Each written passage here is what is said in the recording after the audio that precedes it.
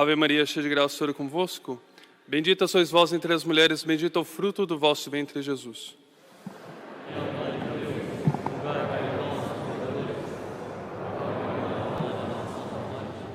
Acomodai-vos, por favor.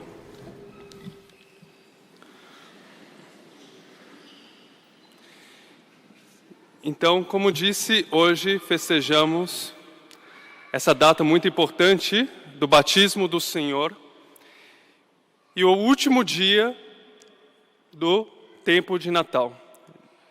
O que tem a ver o batismo com o Natal, né? Justamente porque o batismo é o dia em que nós nascemos para Deus. E aqui a primeira leitura nos traz, a leitura do livro de Isaías, nos traz a menção desse servo eleito. Quem seria esse servo eleito? Certamente o Messias, esse que mudaria a história, justamente passaria entre o antes de Cristo e depois de Cristo. E esse mesmo Messias, ele traz um contraste aqui na liturgia muito impressionante, porque de um lado, esse escolhido, esse Cristo, promoverá, diz aqui a primeira leitura, o julgamento das nações, não esmorecerá enquanto não estabelecer a justiça na terra. E depois, podemos tomar aqui também do Salmo, que diz, sua voz será como um trovão, reboando, majestosa e com poder. São palavras que mostram o poder de Deus, a onipotência de Deus, a sublimidade do Senhor. E por outro lado, também ao final da primeira leitura, encontramos palavras que aparentemente são opostas. Diz assim, o mesmo Deus não clama, tampouco ele levanta a voz, nem se faz ouvir pelas ruas. Ele vem para abrir os olhos dos cegos, tirar os cativos da prisão, livrar do cárcere os que vivem nas trevas. Vejam o contraste. De um lado, a justiça de Deus, e de outro, a misericórdia de Deus. Mas aqui, justamente nesse batismo do Senhor, essa misericórdia e essa justiça se harmonizam. Deus é sumamente justo e sumamente misericordioso. E, de fato, aqui, nesse batismo, há vários simbolismos. Há aquele muito conhecido, que Jesus quis ser batizado para santificar as águas. Jesus quis ser batizado justamente para nos dar um exemplo. Quis se humilhar, assim como no nascimento ele se humilhou, da divindade se fez carne, assim também ele quis mostrar que ele queria ser também humilhado.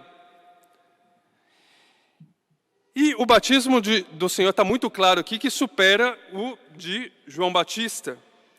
De fato, o batismo de João Batista era grandioso, certamente atraía multidões, a tal ponto que as pessoas pensavam que o Batista era o próprio Messias. Esse mesmo Messias esperado por Isaías. E como é que podemos, de fato, distinguir o batismo de João e o batismo de Jesus? Ambos aconteciam, claro, por uma imersão. Batismo significa imersão, mergulho propriamente. A diferença fundamental aqui do batismo, que é revelada aqui pelo Evangelho de São Lucas, é que o de João, era simplesmente de água. E o batismo de Jesus era um batismo que seria através do Espírito Santo e de fogo. Não era só de água, mas também era um batismo de fogo. E de fato, Nosso Senhor mais tarde, ele vai dizer palavras de justiça, palavras de fogo, palavras de ardor, de fervor para todos. Ele diz, eu não vim trazer a paz à terra, vim trazer a espada. Eu vim para lançar fogo sobre a terra, e eu não quero outra coisa senão que esse fogo seja aceso. E que fogo é esse? É justamente esse fogo através que começa no batismo. A porta de tudo é o batismo. Enquanto o batismo de São João Batista era uma mera prefigura, o batismo de Nosso Senhor era um verdadeiro sacramento. O batismo de Nosso Senhor, ele tinha o poder de santificar.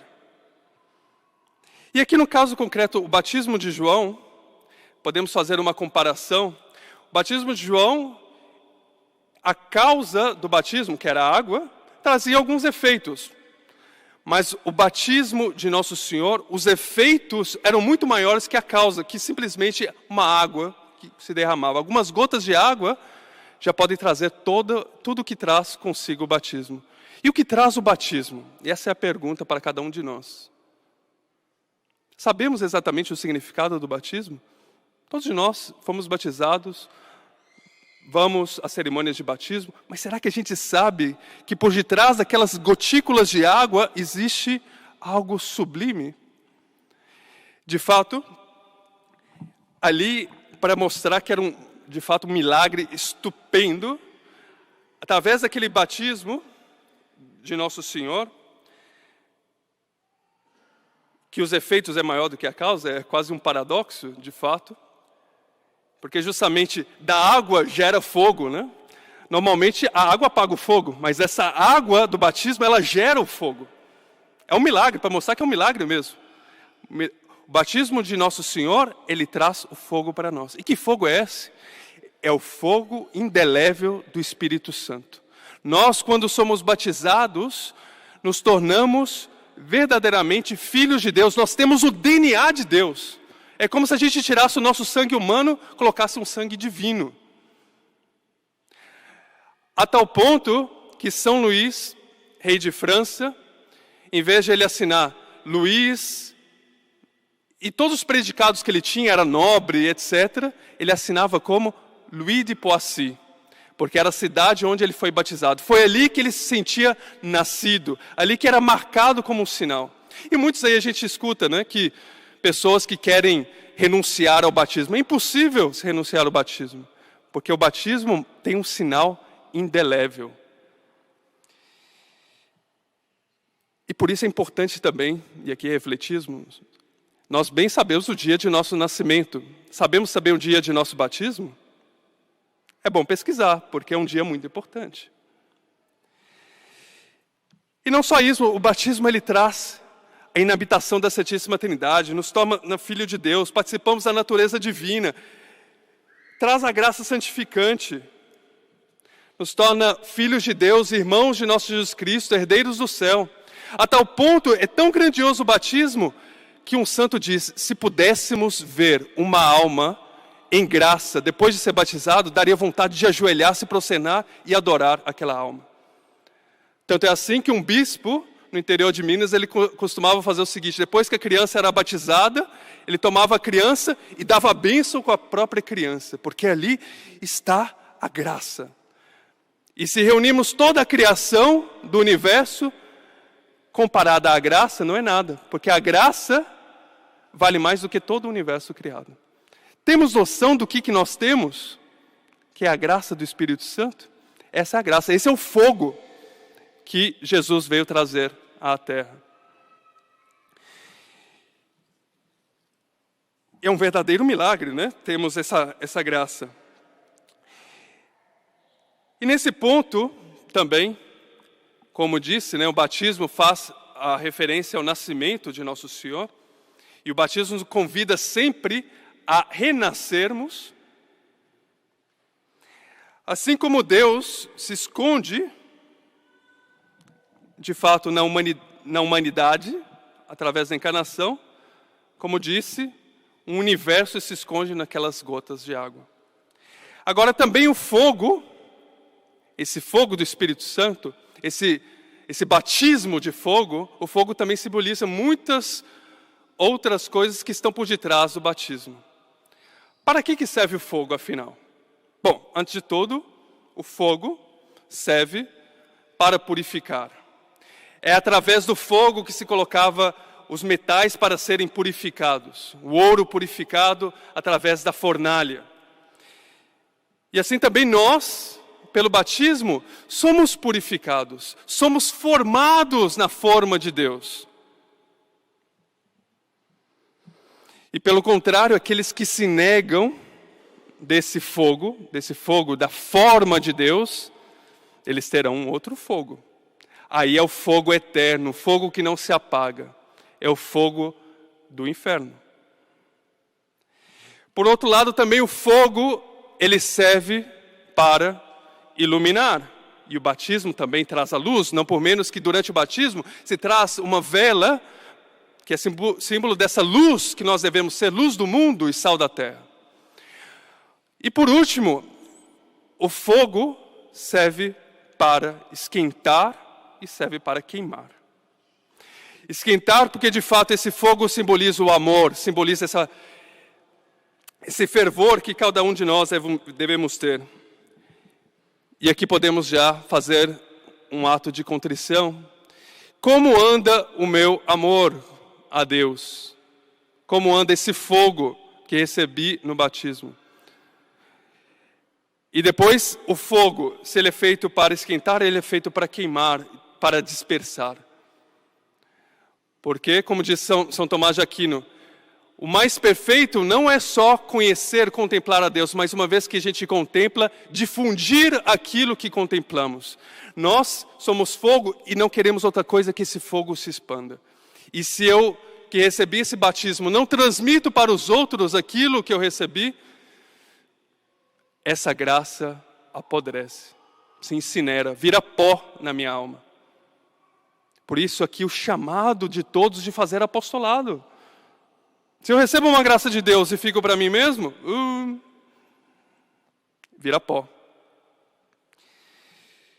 E aqui outro simbolismo também, né? Como o Espírito Santo ele aparece para o batismo do Senhor. Ele aparece na forma de uma pomba.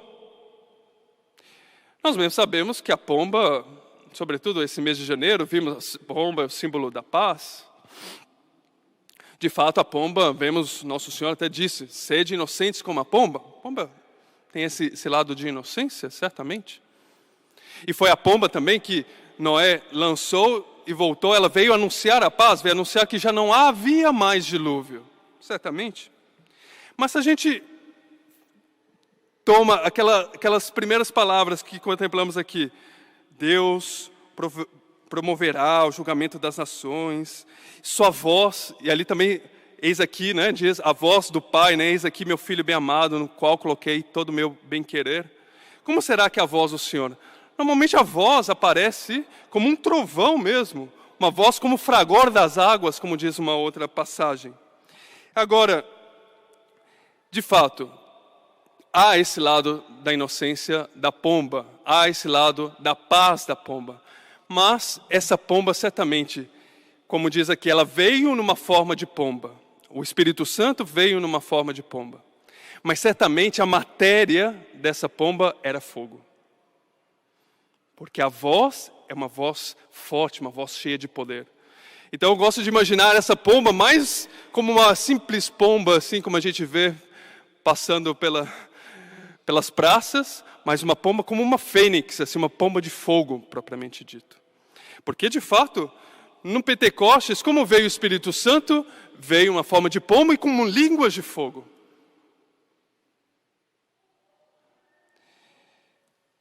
Então, essa mesma ave de fogo simboliza também, como bem sabemos, é um mero símbolo, né? A ave fênix, ela era um pó e desse pó ressurge das cinzas, né? Assim também nós também. Como somos batizados, nós somos simples, antes de sermos batizados, somos simples criaturas de Deus. Somos pó. Por isso, na quarta-feira de cinzas diz, memento homo quia pulvis es et in pulveris reverteris. Lembrai-vos, homem, que és pó e do pó hás de voltar. Somos pó. Mas, com o batismo, esse pó se une e de fato se torna, ressuscita, temos a vida da graça. Agora, se Deus, no primeiro dilúvio, no dilúvio de água, mandou aquela pomba, né, para testemunhar que de fato já a terra, já existia alguma terra para ela pousar. Veio trazer aquela mensagem de paz, propriamente dita. Agora, essa pomba do Espírito Santo, ela vem anunciar um dilúvio de fogo. Ela vem trazer esse dilúvio de fogo, porque Deus prometeu que não viria um dilúvio de água, não disse nada de dilúvio de fogo. Esse dilúvio de fogo, o que seria? Bom, de fato, podemos tomar aqui o revide de Deus, a maior, por assim dizer, a vingança de Deus, ela se dá através de fazer o bem, como diz aqui nos Atos dos Apóstolos. Pretransivit bene faciendo. Deus passou a sua vida pública fazendo o bem. E a maior vingança que ele poderia causar contra os fariseus hipócritas era justamente fazendo o bem. E aquele fogo, justamente como o fogo de Elias, incinerava todos aqueles espíritos corruptos, aqueles corações gélidos, aqueles corações mornos. Deus não quer corações mornos, Ele quer coração cheios de Deus, cheios do Espírito Santo. Ai daqueles que têm o coração morno, como diz o Apocalipse, serão vomitados na minha boca. E Dante ainda coloca no inferno aqueles que são mornos, aqueles que são pusilânimes, porque não seguiram nenhum estandarte de Deus, nem um estandarte de Lúcifer, perseguirão por toda a eternidade um estandarte em branco. Essa é a paga. Esse é o fogo que não queremos. Nós queremos o fogo do Espírito Santo. Para isso devemos cada dia, por assim dizer, ressuscitar. Nascer de novo. Como nascer de novo? Nós temos a Eucaristia, nós temos a oração, nós temos as indulgências plenárias, temos a confissão, cada um desses sacramentos ou sacramentais, a água benta, que é o símbolo do batismo, tudo isso são sinais para renascermos cada dia. Não é culpa de Deus que essa chama, que temos aqui em nós, ainda está bem baixinha. E Deus não apaga jamais, como diz a primeira leitura, essa chama que ainda fumega. Então o que devemos pedir aqui? Essa imitação desse servo de Deus, essa imitação desse que foi olhado por Deus. Todos nós fomos olhados por Deus.